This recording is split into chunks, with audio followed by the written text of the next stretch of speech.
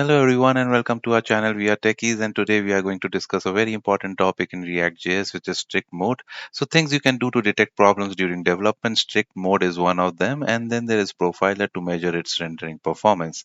We'll discuss profiler in the next video. Let's concentrate on strict mode in this video.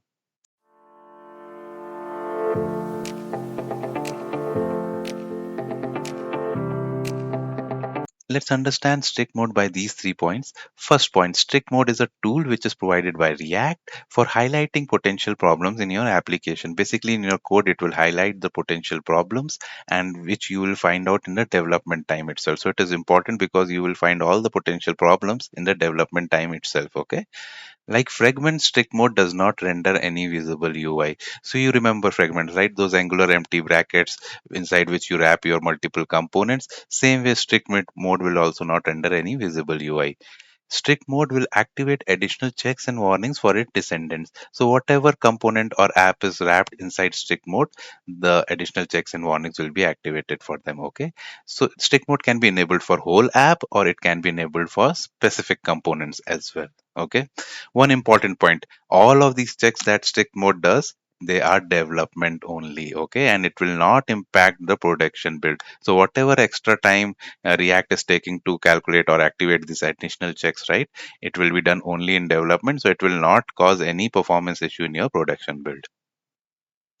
In React 18, they have enabled strict mode by default. So if you create your app by using create React app, it will have the strict mode enabled by default. Okay.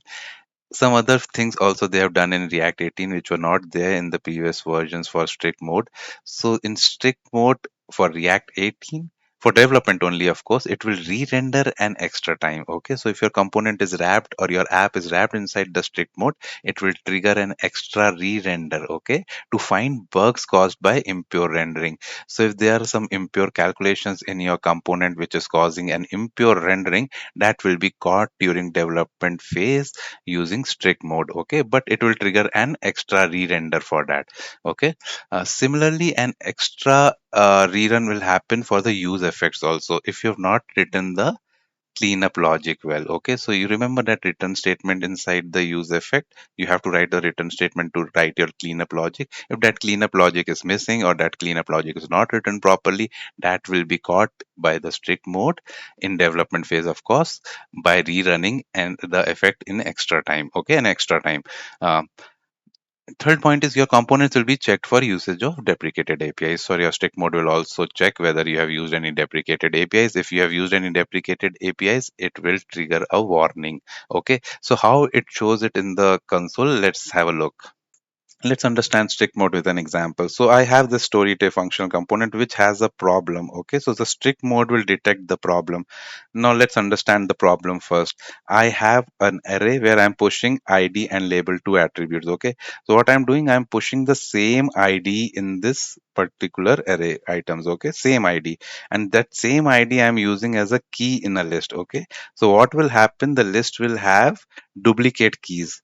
Okay, which is a problem. Our key should always be unique. Okay, so it will have duplicate keys. So strict mode, what it will do, it will detect this problem. Okay, so you see this warning, right? It will throw an warning in your browser console that it has encountered two children with the same key create. Okay, so I've found a problem in the development mode itself. Okay, so in my development phase only I found a problem. So this is how strict mode is really useful.